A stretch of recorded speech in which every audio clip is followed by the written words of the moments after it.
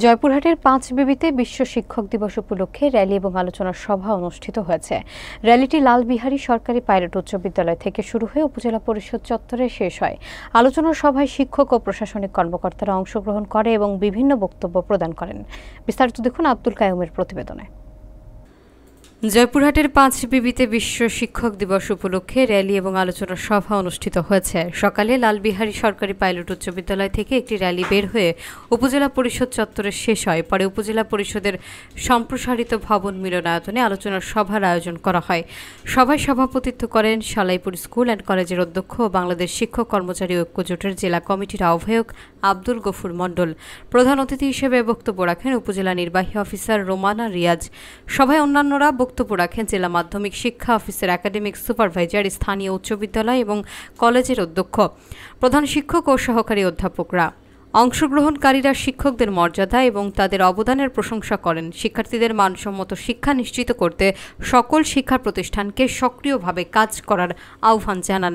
সভায় উপস্থিতরা আশা প্রকাশ করেন শিক্ষক দিবসের এই অনুষ্ঠান শিক্ষকদের প্রেরণা যোগাবে এবং শিক্ষাক্ষেত্রে সেবার মান উন্নয়নে সহায়ক হবে।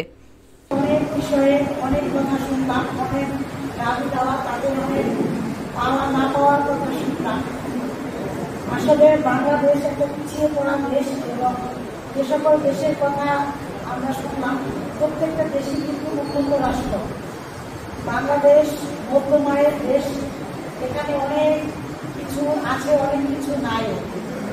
সেই দিক থেকে কিন্তু বর্তমান প্রেক্ষাপটে শিক্ষকরা কিন্তু জাতি গঠনের এবং জাতি গড়ার কারিগর। আমরা সেই সম্মানার্থে সেই গভীর শ্রদ্ধায় কিন্তু শিক্ষকদেরকে স্মরণ করি।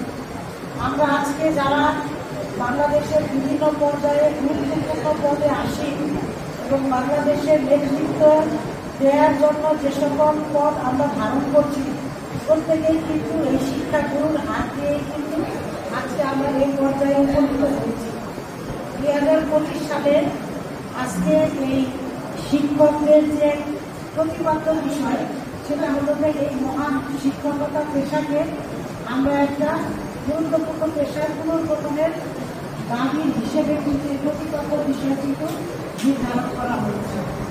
মূলত আমরা দেখে এসেছি যে একটা সময় আমাদের এই শিক্ষকদের আমরা কিন্তু যারা আমরা একটা সময় দেখেছি যে পায়ে হাত দিয়ে আমরা কিন্তু সালাম করেছি।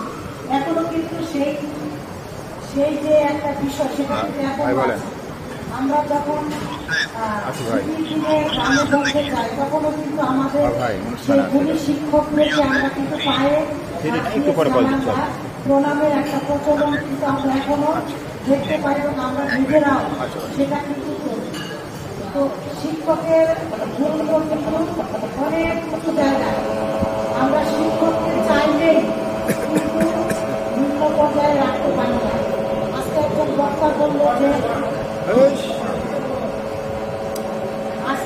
বক্তা বলল যে শিক্ষকের স্থান সবার উপরে, টাকা পয়সা দিয়ে কিন্তু শিক্ষকের মর্যাদা হয় না। এখনো রাস্তাঘাটে হেঁটে চললে আমরা দেখি শিক্ষকদেরকে কিন্তু আমরা নিঃস্বার্থভাবে, আমরা যদি সেখানে কেউ যদি একটা উচ্চ বয়সী ছেলে যদি সিগারেটও নামে সিগারেটটা লুকাই ফেলে বা ফেলে দিয়ে কিন্তু শিক্ষককে সালাম দেয়, এটা কিন্তু একটা শিক্ষকের জন্য আমি মনে করি একটা পরম পাওয়া।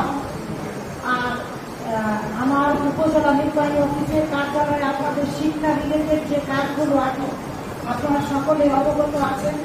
আমার 6 মাস কর্মকালীন সময়ে কখনোই কিন্তু অন্যায়ভাবে আমরা কোনো কাজ